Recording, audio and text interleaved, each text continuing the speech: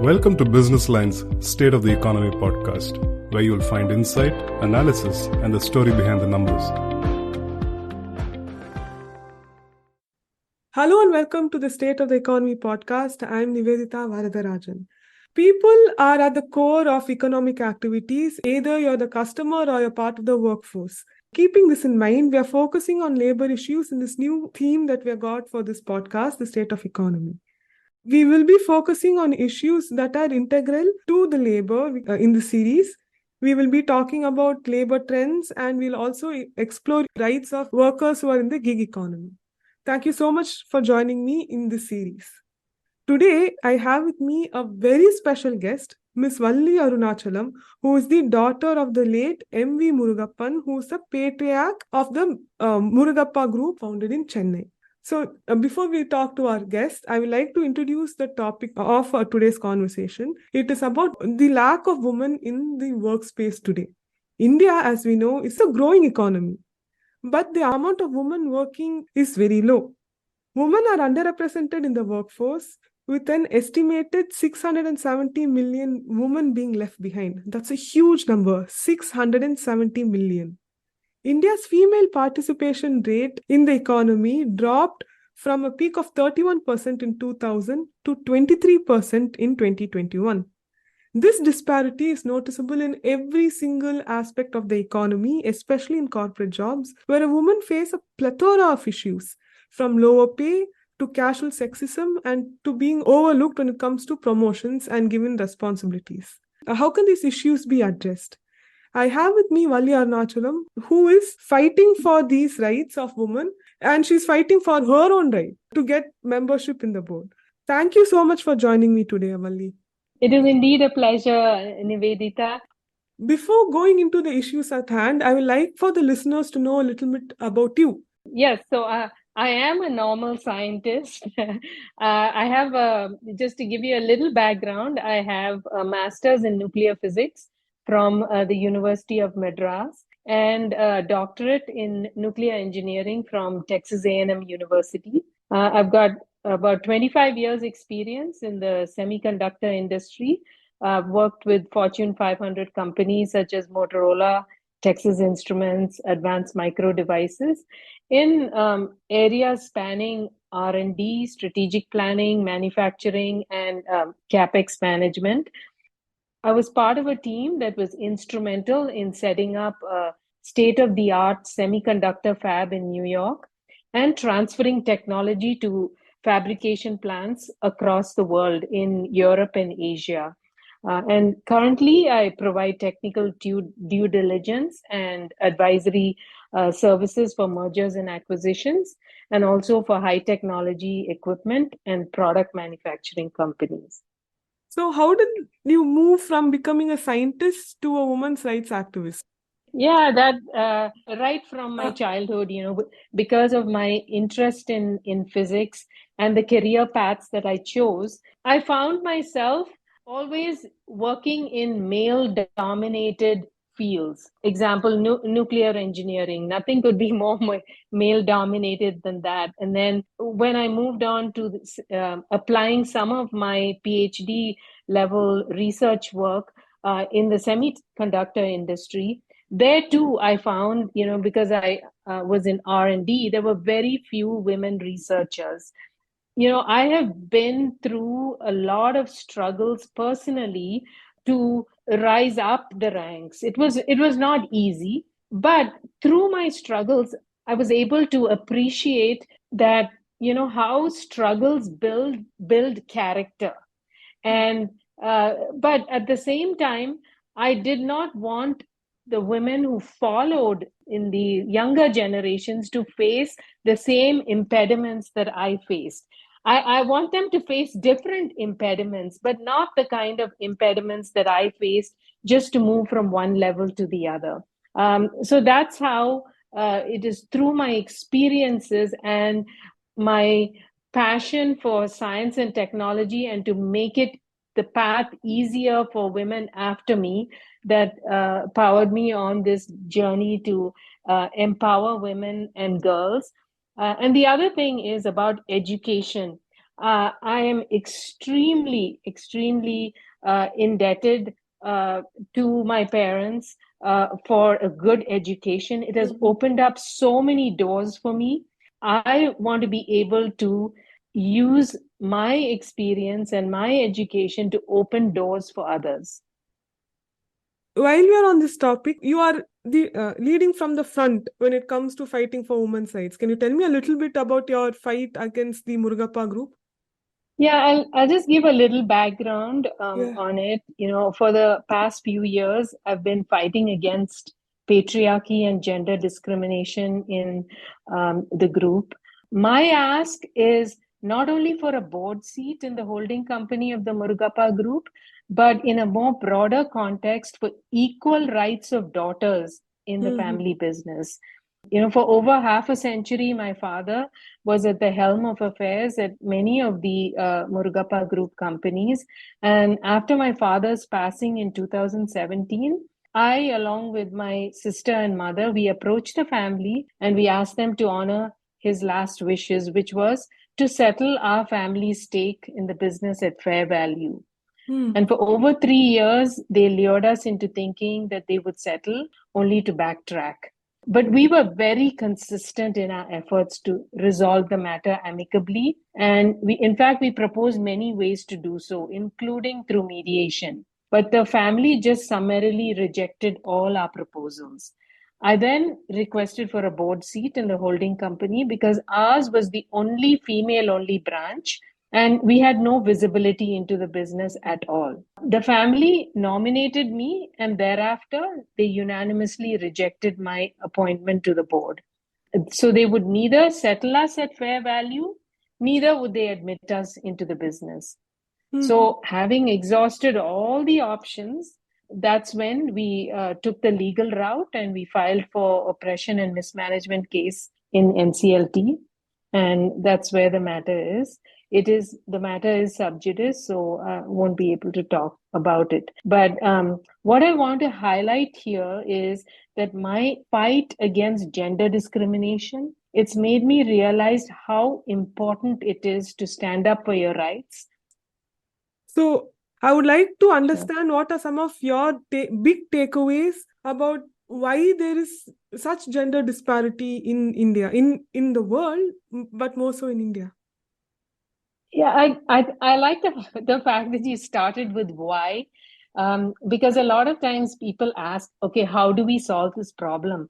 But I think you hit a core when you said, why? Why do we need to understand the why first, right?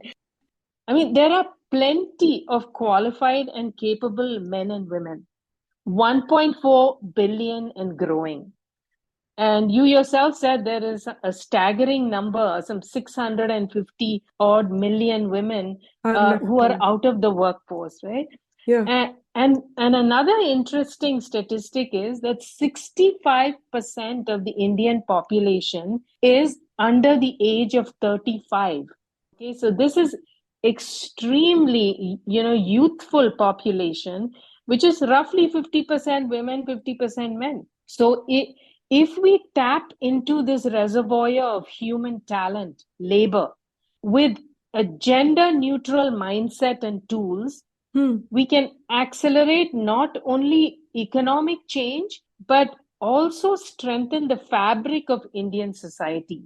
Because better educated girls and women, that translates to better family welfare, both from an economic and social standpoint. It's a win-win situation, not just for the Indian economy, but for the society that backs it. So that's why India's economic engine must be powered equally by both men and women. But there are many barriers to tapping into the potential of women and girls. And for far too long, because of outdated patriarchal beliefs, we have not adequately nurtured, grown, and provided equal opportunity for women and girls. And these patriarchal beliefs have pervaded all rungs of Indian society and Indian business. And I think that is what stymies the growth of women and prevents them from contributing in a meaningful way to the economy. So, how do we tackle this patriarchal society then? In the society as well as in the corporate world? Because if we tackle it, we can't tackle it only in the corporate world without tackling it in the society. Societal beliefs have been around for centuries, right? Hmm. Like they say, Rome was not built in a day, right? So you Yeah. cannot change societal beliefs, that have been in existence for hundreds of years instantly. It will take concerted effort, but it can be done. There are lots of examples out there where people have fought, but it's important to build a movement and be committed to that movement, and eventually you will succeed. And that's part of my effort, is in empowering women and girls. I know it is not going to be easy, but we have to join forces, create a movement if we want to achieve gender parity. How can we do it? Of course, in society, it has to begin at home. I think, the millennials and the Gen Zs, because of their exposure to the world, because it is a more level playing field with all the information that is available to our younger generation, they are more broad minded, and they are assimilating ideas from different cultures. So I think that should certainly help from a societal point of view, and also the access to education has improved, and that should help as well with mitigating the negative effects of patriarchy. From a point of view of corporate India, it must be driven with wholehearted and sustained commitment from the highest levels of, whether it be government, education, corporate leadership, because they should believe that gender parity is a game changer for for Indian economy and the society. And only with that realization and commitment can and top down leadership change can there be changes that trickle through all levels of the organization. Talent has to be nurtured, it has to be grown, and it has to be tapped in a gender neutral manner. Government, educational institutions, corporate leadership, all of them, the leadership has to believe in the cause that gender parity is a game changer for the Indian economy and the society, and capability and credentials and not gender should be the cornerstones of opportunity. Now, the third question is, it's important to understand what can gender parity do for the Indian economy and society. The Indian economy would be accelerated and the growth would be more balanced and sustainable because men and women bring unique perspectives to the table. And we need that yin and yang to be wholesome and sustainable, and to be able to accelerate. Just doing it in a very one-sided way is not a sustainable way of growing. So how do we go about that? Can you tell us from your experience how the corporate world can go about doing this? Because we see when in the lower hierarchy of these corporates, there are a lot of women, but when we go higher up, the number of women reduce. So how do we fix that problem? At the root cause, we have to understand. I'm a scientist, right? Whenever attacking a problem, you have to understand the root causes. Mm-hmm. And here, the root cause is we have to understand the hurdles that women face. Mm-hmm. There are just far too many hurdles, and they are way too high compared to what men face. I can talk about it from my personal experience and also from the experiences of my of those who I'm encountered throughout my career. And these hurdles are not only in the work front, but they start at the home front. Mm-hmm. Now, in the home front, majority of the childcare, elder care, household responsibilities all fall on the women. Mm-hmm. So unless they are super women, or they have adequate help from extended family, or they can afford to hire quality help, something has to give. As you know, it's, and what is that gives? The work performance. Now, and to add salt to that wound, if a woman takes a career break to handle the situation at home, for example, for maternity, her re-entry into the workforce becomes that much more difficult. And in the workforce itself, there are a lot of plumbing issues. The pipeline from entry level to leadership levels is a very leaky one. We all know that. Yeah. There are many types of leaks, such as, to name a few: lack of mentorship, lack of training skills and development, not just the technical training skills, but the soft skills, the ability to speak up for yourself, the ability to give powerful presentations. See, all these soft skills are also part of the development. Being given equal opportunity. You mentioned about the promotions. Promotions should be gender blind. Yeah. And then there's also conscious biases that stem from these outdated patriarchal mindsets. So sensitivity training. So these should all be part and parcel of the corporate culture. And at Women Up Tamil Nadu, an organization that I founded, we are working on establishing partnerships with companies in Tamil Nadu and governmental organizations, wherein the leadership is fully committed to changing the status quo. That is important. You have to have the buy-in of the leadership. They should want to dig in deep, and that's what we are helping them to do, to dig in deep, understand root causes, and then fix the leaky pipeline. So, what are some of the common leaky pipe scenarios that you find across companies, and what are the solutions for it? Some of the main issues are, like at entry level, you have a lot of women, but then once the greatest inertia is for moving up from the mid levels to the upper levels. That it becomes harder. You find a lot of women in HR, in IT, but to move to the higher levels, I think there's a lot of strategy and finance, and being able to be involved in critical projects and operations. And oftentimes women don't ask for these kind of opportunities. So that kind of training, to be able to stand up, to speak, to ask, to have the confidence. So these are all, but at the same time, also their basic needs need to be addressed. There are some, at least in the US, some of the companies have very good childcare programs or childcare credits. So these are things that would greatly help women and fix the leaky pipeline.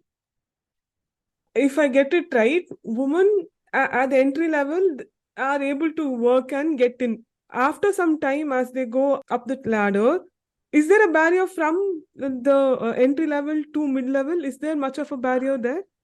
At every level, there are barriers, right? But I'm just saying that the barriers get higher and higher as you go up the ladder. I'm not saying barriers don't exist at the lower levels. They do, because a lot of times when women, entry level to mid level, those are the childbearing years. So it's a different set of challenges at those levels. They're constantly juggling their household responsibilities with little kids, having to drop kids off at school, take care of all the needs of the household. So these are things that do hold women back from at those levels, right? But then as you get more senior levels, probably the children are grown up, it's a different set of challenges there, because it then becomes a more mentorship, skills training to get to the upper echelons. So that sounds like a more of an institutional problem. corporates cannot help probably with some of the household issues like finding childcare. Well, I mean, they can't help with household issues, but there could be things that programs that could be implemented. For example, work life, flexibility, work flexibility. I mean, with COVID, we all know that you don't physically have to be in a place to be able to contribute. Yeah. Right. So if there is some flexibility with respect to working from home versus the number of hours you have to spend at office, that would make life a lot easier and more flexible for women to handle their household responsibilities and be able to meaningfully contribute to their work. Companies might not be able to help with their domestic issues, but they should very well help with providing things like mentorship. Where are we on that? In my career, I've been very fortunate to have had good mentors. Of course, at that time, I could not find a female mentor, but I was fortunate to have very good male mentors. But I do find that some of the companies that we Women Up Tamil Nadu have been starting to work with, that the mentorship structure is not very formalized, right? So I think there needs to be a concerted effort to have mentors both within the company and also organizations outside if the company themselves cannot provide it, then there should be a way of partnering with other organizations to help women access mentors. That's a very interesting point. So what are some of the other issues that women face institutionally, and what are some of the lessons that you have in solving them? Well, I think it's the other issues are like the skills, right? It's not just I think the opportunity to and networking. I mean, I cannot stress how important it is. All of the significant opportunities that I have been fortunate with have come through networking. It was during a networking event that I met some of researchers from the semiconductor industry, and they had attended my presentation, and they said, some of the research that you're doing in the nuclear industry could be applied to the semiconductor industry. And they asked me, are you interested?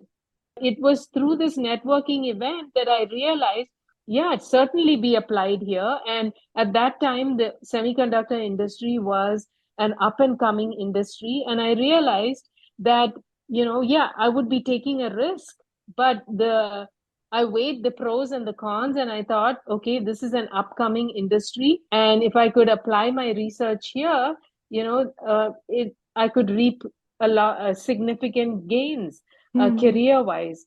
One networking opportunity opened many doors for me. So I think that's an area that women need to focus on.